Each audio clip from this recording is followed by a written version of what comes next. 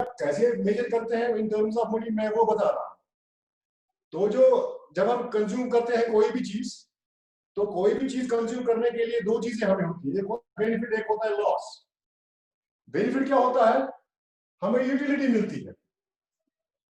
और लॉस क्या करते हैं हम प्राइस पे करते हैं, यानी कि हम करते हैं सैक्रिफाइस, क्या करते हैं हम अपना मनी इनकम। आप मेरी बात समझ गए? बहुत आसान है। तो हम जनरली चीजों को कैसे बाजार में कैलकुलेट करते हैं? अगर मैंने कोई चीज या किसी की सर्विस यूटिलाइज की, तो उसने मुझे कितना सेटिस्फाई किया। अगर अच्छा सेटिस्फाई नहीं किया जितना मैंने उसको पैसा दिया, मैं उसको दोबारा यूज नहीं करूंगा और मेरा उस चीज के लिए वो चीज मेरे लिए। तो अगर मुझे वो अच्छी सेटिस्फाई करती है, मैं वो चीज दोबारा इस्तेमाल करूंगा, तो उस चीज की डिमांड बढ़ेगी। तो मसला क्या है? जब भी हम कोई चीज लेते हैं, तो उसमें लेने के लिए जब हम कंज्यूम करते हैं, उसमें बेनिफिट होता है, हम कंज्यूम करते हैं, हम सेट होते हैं, तो सेटिस्फिकेशन हमारा बेनिफिट हो गया। जो हम हैप्पी हुए, जो हमें प्लेजर मिला, तो वो बेनिफिट हो गया। लेकिन जो हमने उसके लिए खोया, हमने उसके लिए क्या खोया? हमने उसके लिए अपना पैसा खोया। कितना पैसा खोया वो डिपेंड करता है। तो इसका यूटिलिटी का मतलब है मार्जिनल यूटिलिटी। मार्जिनल यूटिलिटी किसी चीज की, तो इसमें हम काउंट करते हैं इन टर्म्स ऑफ मनी। तो इधर क्या है? मैंने आपको बताया मनी और प्राइस। अब जरा देखिए, यहां तक आपको समझ में आ गया? जब भी हम यूटिलिटी क्रिएट करते हैं, उसके लिए हमें बेनिफिट मिलता है, लेकिन उस चीज के हमें कोई सैक्रिफाइस देना पड़ता है, दैट्स मनी। तो नेक्स्ट क्या होता है? तो जब हम कोई भी चीज कंज्यूम कर रहे हैं, समझ लो हम गिलास ऑफ वाटर या गिलास ऑफ वाटर कंज्यूम कर रहे हैं, मैं ये एग्जांपल फिर से कंटिन्यू कर रहा हूं। तो क्या होगा? एक साइड में है marginal utility of that x, ये जो एक्स है मार्जिन ऑफ एक्स गुड, गिलास ऑफ वाटर। जब हमने गिलास ऑफ वाटर कंटिन्यूअसली यूज किया, वो उसकी मार्जिनल यूटिलिटी हो गई, एक्स्ट्रा यूटिलिटी हो गई वो। और दूसरे साइड में price of x which a consumer paid, which a consumer paid, जो आपने पे किया। तो मैं थोड़ा आगे निकलूंगा। मार्जिनल यूटिलिटी ऑफ एक्स, मैं सिंपल में लिखता हूं, एक्स कोई चीज है आपके पास, एक ही चीज है, मैं एक्स वाई भी लिख सकता हूं, दो चीजें भी कंपेयर कर सकता हूं। तो जो ये मार्जिनल यूटिलिटी ऑफ एक्स है,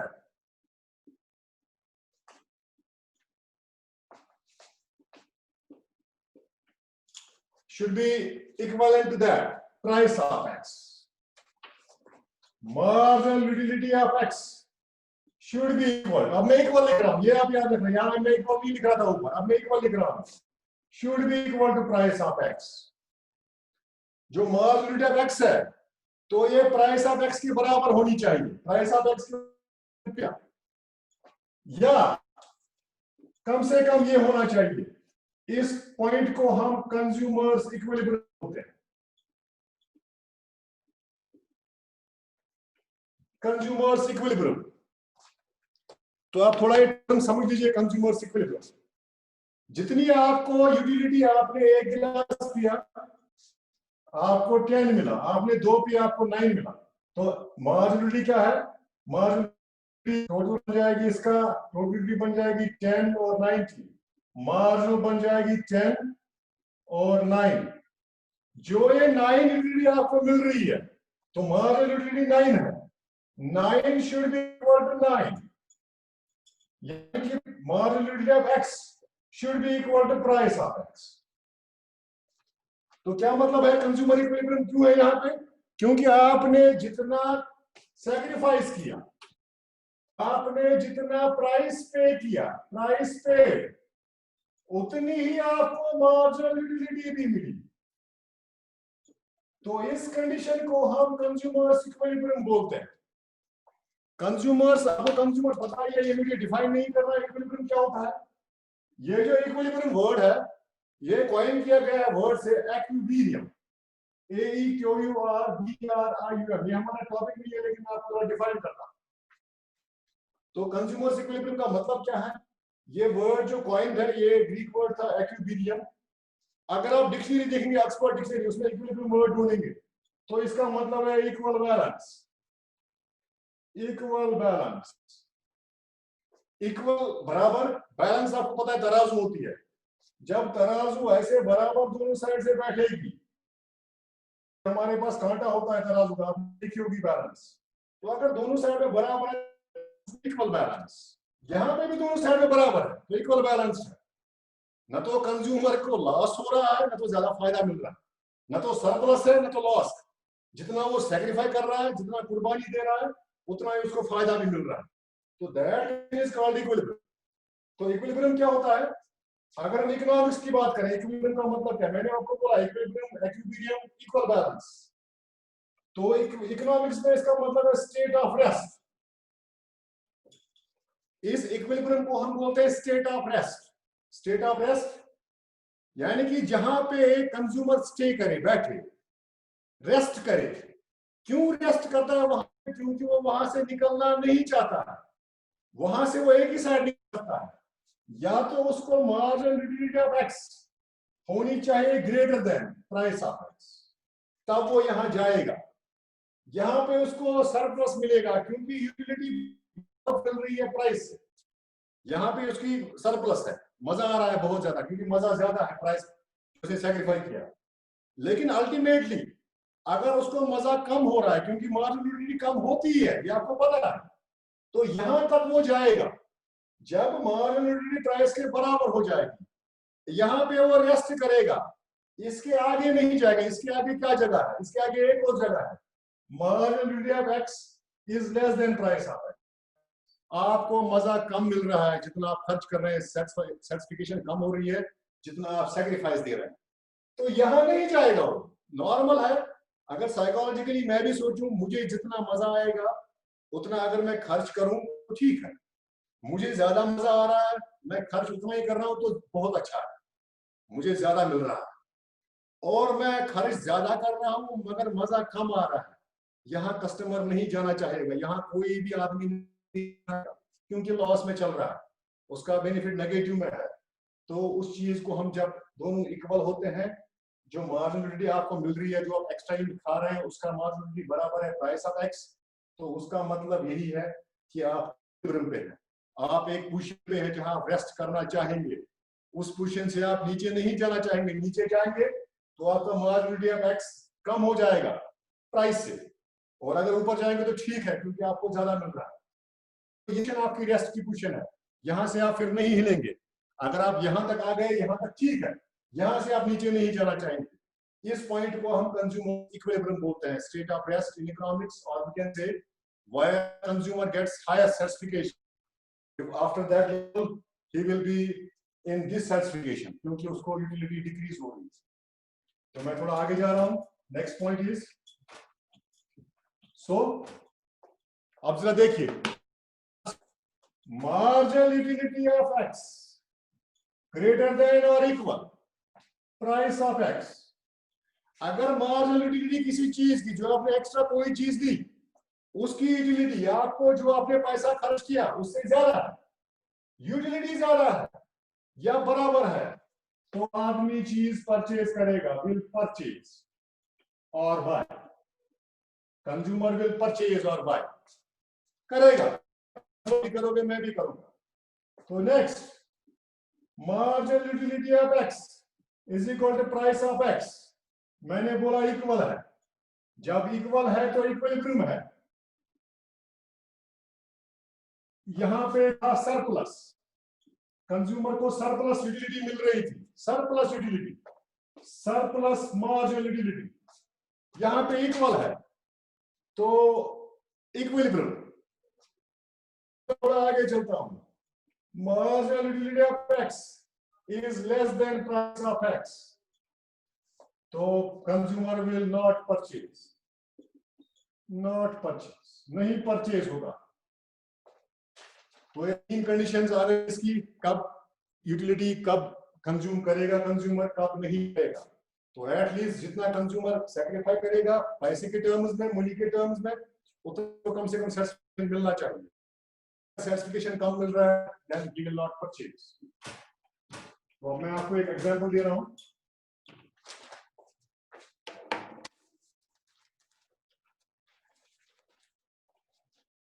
एक एग्जाम्पल आप लिख दीजिए, इससे आपको आराम से कैलकुलेट हो जाएगा। एग्जाम्पल, सपोज ₹4 एक्सपेंडिचर, ये आपका expenditure per unit of a good, जो आप चीज कंज्यूम कर रहे हैं एक यूनिट पे, जो आप यूनिट्स ऑफ गुड कंज्यूम कर रहे हैं एक यूनिट पे आपका ₹4 खर्च हो रहा है।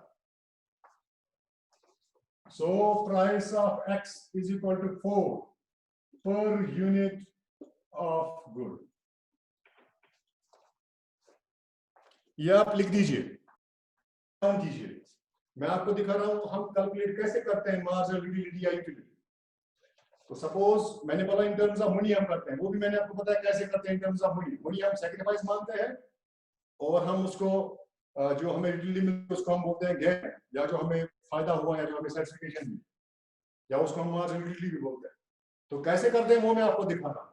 Example, suppose ₹4 is expenditure per unit, जो हमने यूनिट्स किए पर यूनिट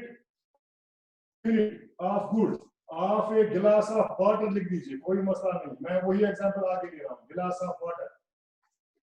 तो price of x is equal to 4 per unit. So next can be understood with help of, can be understood, मैं एक टेबल बना रहा हूं with help of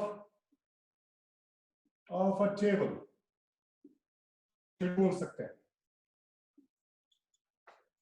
with help of a table, हम एक table बनाएंगे, एक शेड्यूल बनाएंगे। अब जरा देखिए टेबल क्या है। Units of a commodity x, मैं यहां पे गिलास ऑफ वाटर लिख रहा हूं, कमोडिटी वाटर गिलास x। इसके बाद में मार्जिनल यूटिलिटी लिख रहा हूं, मार्जिनल यूटिलिटी ऑफ x। आपको पता है मार्जिनल यूटिलिटी में ये रफली में बता रहा हूं क्योंकि यही होगा मार्जिन, अपने लॉ भी पढ़ा है, मार्जिनल यूटिलिटी डिक्रीज होती है, डिमिनिश होती है।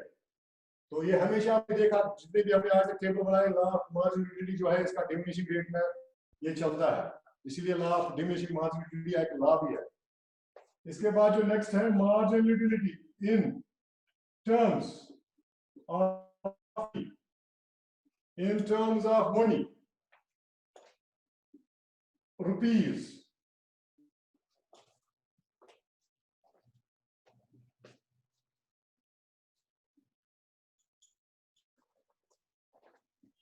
चलो मैं यहां से आता हूं, एक गिलास पिया, 2 पिए, 3 पिए, 4 पिया, 5 पिए और 6, 20, 18, 16, उसके बाद 10, उसके बाद 0, उसके बाद -5।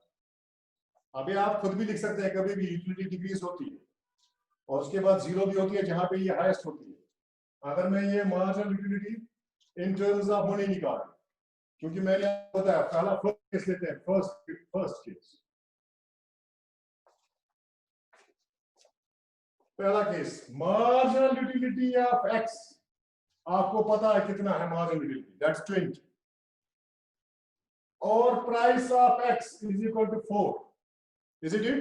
जो मैंने पहले बताया एक यूनिट का प्राइस 4 है, तो 20 डिवाइड बाय 4, क्योंकि जो marginal of in terms of money है वो होता है equal to marginal of x divide by price of x is equal to 5।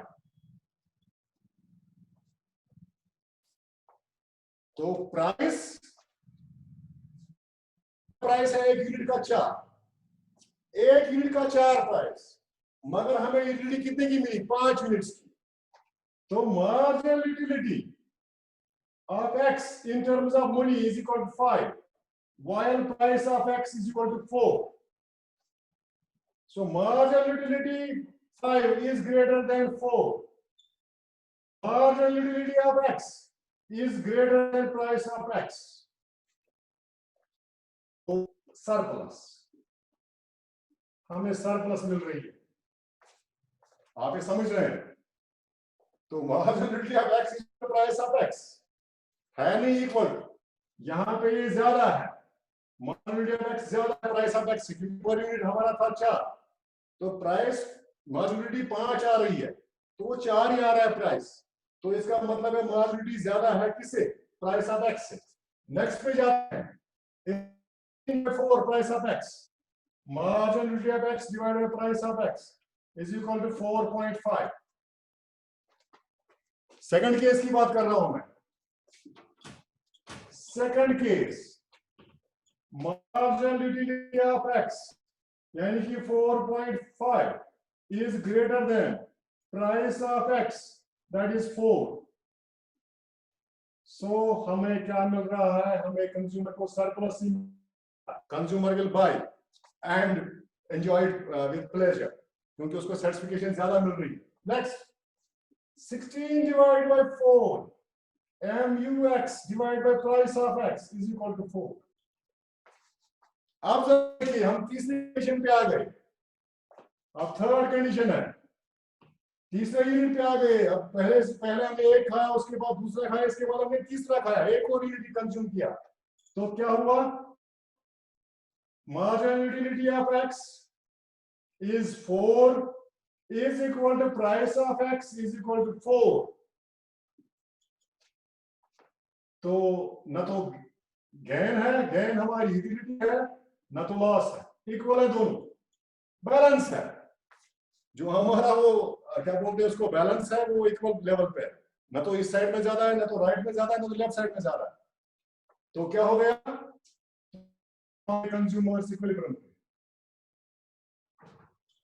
तो ये जो पॉइंट है, जब हम तीसरा यूनिट खा रहे थे, सॉरी तीसरा, तो ये कंज्यूमर्स इक्विलिब्रियम, ये कंज्यूमर्स इक्विलिब्रियम। क्यों, क्योंकि इससे आगे अब कंज्यूमर नहीं जाएगा। क्यों नहीं जाएगा, 10 divided by 4 is equal to mux divided by price of x is equal to 2.5। अब क्या हुआ, marginal utility of x is less than price of x। ये बेटर है, अगर यहां वो सर्वाइव नहीं किया तो आगे भी ठीक है, और यहां से आगे अब कंज्यूमर नहीं जाएगा, क्योंकि उसका सैक्रिफाइस बढ़ रहा है और उसका गेन जो है वो कम हो रहा है, वो पैसे ज्यादा दे रहा है मगर यूटिलिटी उतनी नहीं मिल रही है। इसको एक और चीज बोलते हैं, यहाँ पे एक और लॉ की बात करते हैं हम, उसको हम law of diminishing marginal utility बोलते हैं। तो यहां तक आपको समझ में आ गया, तो यहां तक तो आपको कंफर्म होगा क्या हमने पढ़ाया। इसके बाद हमारा जो टॉपिक है next, that is law of diminishing marginal utility. ये हमारा यूटिलिटी एनालिसिस कंप्लीट है, तो आराम से आप ये लिख सकते हैं एग्जाम में, तो कैसे करते हैं एनालाइज, और कैसे इसके कंसेप्ट्स हैं, क्या क्या इसके टाइप्स हैं, और कैसे हम इसको कैलकुलेट करते हैं, कहाँ से आया है, और इसके क्या क्या वो डिफरेंट एस्पेक्ट्स हैं जो इसके। ठीक है, तो एक और टॉपिक आ गया, ये यूटिलिटी एनालिसिस कंप्लीट है, तो शाम को नेक्स्ट क्लास होगी, उसमें हम पढ़ेंगे law of diminishing marginal utility. क्योंकि जो भी अभी हमने यूटिलिटी पढ़ी, मार्जिनल यूटिलिटी, आपने देखा ये कंटिन्यूअसली डिक्रीज हो रही है, डिमिनिश हो रही है। सो इसके पीछे फिर लॉ बना, that's called law of diminishing marginal. इसको एक और नाम बोलते हैं गुसन्स फर्स्ट लॉ। ये इसी गुसन ने दी थी, इसलिए गुसन्स फर्स्ट लॉ बोलते हैं। इसने सेकंड लॉ भी दिया था गुसन ने, लॉ ऑफ इक्यू मार्जिनल यूटिलिटी। तो पहला लॉ यही है, इसका नाम एक और है गुसन्स लॉ, गुसन्स फर्स्ट लॉ। इसको हम एक और नाम भी बोलते हैं psychological, psychological law, psychological, psychological law. इसको हम एक और लॉ भी बोलते हैं फंडामेंटल लॉ, फंडामेंटल लॉ। तो लॉ वही है, मैंने ऑलरेडी पढ़ाया हुआ है, तो शाम को ये हम कंटिन्यू करेंगे, law of diminishing marginal utility जो गुसन्स ने दिया। Thank you. कोई कहीं कंफ्यूजन तो नहीं है? Any confusion regarding today? Yes sir. जहां तक हमने मार्जिनल यूटिलिटी की बात की, अभी तक मेनली हमने कंसीडर किया यहाँ पे जब हम कंज्यूम कर रहे हैं एक गुड को, हाँ हाँ यानी कि हम उसको खा रहे हैं किसी पर्टिकुलर गुड को। लेकिन हाँ। अगर हम इन रेफरेंस बात करें एक गुड की शॉपिंग की, सपोज एग्जांपल, या सर्विस की बात करेंगे, तब मार्जिनल यूटिलिटी कैसे वेरी होगी? Sir please listen to me. मैं आपको एक एग्जांपल बताता हूँ, आप जरा याद रखना। You and me have I think travelled from in train. आपने ट्रेन में और सफर किया होगा, ठीक है। मैं आपको ट्रेन की जर्नी की एक स्टोरी सुनाता हूँ। मैं ट्रेन की टिकट लिया बाहर एक ब्रोकर से, एजेंट से टिकट लिया मैंने। तो जब मैं ट्रेन में गया तो मेरी टिकट खो गई। आप आराम से समझिएगा, फिर आप निकाल सकते हैं आराम से। मेरी टिकट खो गई। जब मैं अंदर, अभी मुझे पता नहीं था मेरी टिकट खो गई। जब मैं अंदर सीट पे बैठा था तो टिकट कलेक्टर जो है टीटी, वो अंदर आया ट्रेन में।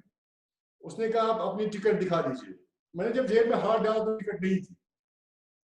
तो अब क्या हुआ, उसने मुझे क्या कहा, तो ट्रेन तो मुझे सर्विस प्रोवाइड करती है, जैसे मैंने आपको बोला डॉक्टर मुझे सर्विस प्रोवाइड करता है। तो ट्रेन की टिकट टीटी ने कहा यू हैव टू पे द फाइन। तो कितना है, 500 रुपए। टिकट थी 200 रुपए की, लेकिन फाइन मुझे 500 रुपए का भरना पड़ेगा। अगर आप फाइन नहीं भरेंगे, you have to visit jail for 7 months. आप एक सजा मिली, आपको 7 मंथ जेल में बैठना पड़ेगा। चलो, मैंने कहा मेरे पास पैसे नहीं है। तो बात चल ही रही है, तो उसने कहा आपके पास पैसे नहीं, आपको जेल जाना पड़ेगा। तो अगर एवरेज नॉर्मल आदमी है तो वो ये 500 रुपए देगा, क्योंकि जेल कोई नहीं जाना चाहेगा, नॉर्मल आदमी। तो जो 500 रुपए है वो आप कैलकुलेट कर सकते थे। उस सर्विस की जो है रिक्वायरमेंट थी, आपकी सर्विस 200 रुपए, आपने एक्स्ट्रा 300 रुपए दे दिए। तो आपने एक्स्ट्रा 300 रुपए दे दिए, उसको हम यूटिलिटी में चेंज कर सकते हैं। तो क्या कर सकते हैं हम, अगर यही हमको बोलता आपने 5 रुपए देने हैं, either you have to go to jail for 4 weeks or 4 months, मैं तो नहीं मानूंगा, मैं 5000 भी दे दूंगा। लेकिन एक लिमिट आएगी, वो मुझे बोलेगा either you have to pay 1 lakh rupees 4 months jail, मैं कहूंगा जेल ही बेहतर है। और कोई एक और आदमी 500 रुपए पे ही जेल प्रेफर करेगा।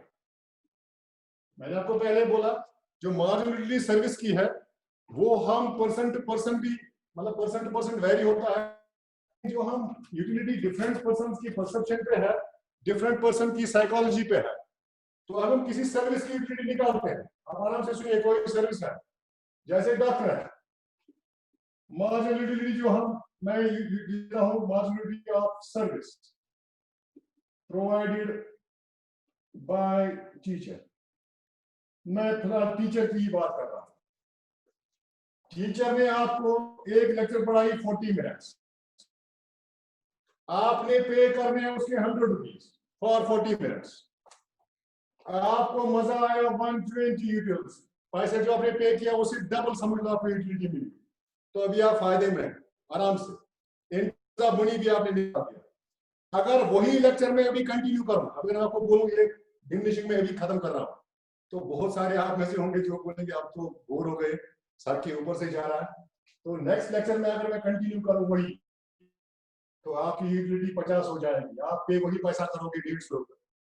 तो इसका मतलब है अगर कोई भी सर्विस हो या मैंने पहले कहा टेंजेबल हो इनटेंजेबल हो, हम उसको इन टर्म्स ऑफ मनी कैलकुलेट कर सकते हैं। डॉक्टर की भी और बैंक की भी और टीचर की भी हम आराम से कैलकुलेट कर सकते हैं इन टर्म्स ऑफ मनी, क्योंकि वो आपको डिफाइन करना है इसकी सर्टिफिकेशन लेवल में कहां पे रख रहा हूं। होप और कुछ? No sir, thank you so much. और तो कुछ नहीं, किसी को जहाँ पे अगर कोई इसमें कैलकुलेशन में कंफ्यूजन हो तो आप पर्सनली या किसी दिन मैं दोबारा फिर से ट्राई करूंगा इसमें। तो शाम को तो हम एक तो ये इसका जो गुसन्स फैसला है वो, और उसके बाद देखेंगे अगर कार्डिनल यूटिलिटी एनालिसिस भी हो गया तो वो भी खत्म करेंगे। Thank you.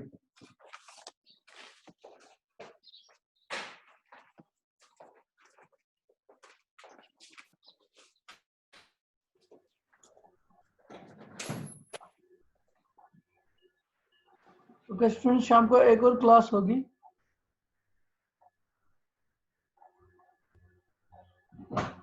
So we have utility analysis.